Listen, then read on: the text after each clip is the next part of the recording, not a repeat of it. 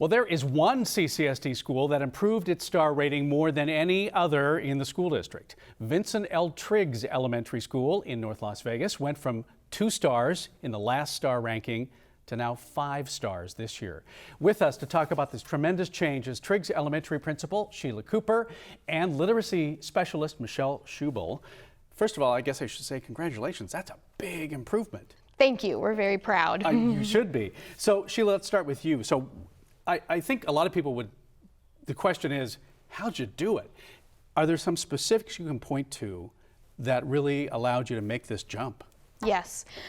First of all, we have a wonderful staff and they work really, really hard to meet all students' needs.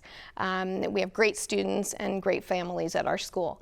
But some of the things specifically that our staff worked on, we worked on making attendance a focus to make sure that kids were in school, making sure that we were grouping students in a way that we would be able to meet their individual needs, and then looking at all of the resources that we were using to teach math and reading specifically to make sure that they were aligned with our state standards so that students are receiving instruction in the particular standards for their grade level that they need. Okay, and when you say you grouped students together, so a group of students with all similar needs, easier to educate them together. Yes, and we took a look at some data that we had to see where kids were underperforming in specific standards, and by grouping them together throughout the grade level, we were able to really target exactly the items that they needed more instruction with. Okay, so Michelle, as the literacy specialist, you're there to support teachers and offer some resources, right?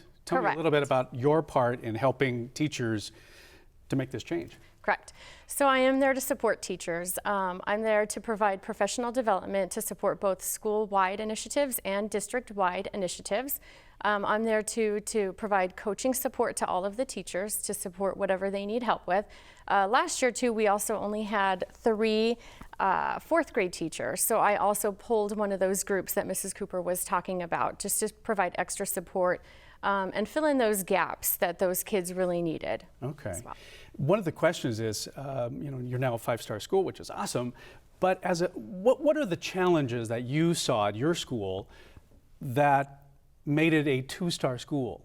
You talked about chronic absenteeism. That was a huge issue for you, huh? It was an issue, and so we found that we needed to really make attendance a focus. We did that by meeting with parents to let them understand the importance of their kids coming to school every day, and then providing a variety of incentives and awards for students for coming to school. We do a classroom award where teachers announce if they have 100% attendance, and then at the end of the month, the class with the highest percentage of attendance gets to have the attendance trophy. So really making attendance focus, a big focus was important for us. Okay, at the elementary school level, did you have to convince, I'm just going back to what you said, did you have to convince parents to remind them that children need to be in school? Well, it was really just a matter of, taking a look at our school calendar, planning vacations, outside of the school year, so that kids are there to receive instruction. That was a big focus, along with what Michelle said with regard to our grouping of students. We saw on our data that kids were not making the growth that they needed to make. Our achievement was comparable to previous years, even when we were at 2-star, but they just weren't making the growth. And so we really had to dig deep and see why is it that they're not growing, and without meeting their needs, it's tough for kids to grow. So that's why we took a look at our grouping as well. And you also, I know, shared some of the data about a particular child with the students so that they can be reinforced at home, which is also important, right? Yes, and really getting students and parents to be a part of the process. Right, it's always important. Okay, before we go, advice for parents, not the parents at your school, but parents at other schools. There are still more than 100 2-star schools in the district, and parents, and I know the district too, they want the best for those students. Advice to parents, if they're at a 2-star school or a 1-star school, what can they do to help the principal and the teachers? Are there things? Yeah, I think parents, first and foremost, need to be there to support the school, to assist the teacher, let the staff know that they're there to help in any way.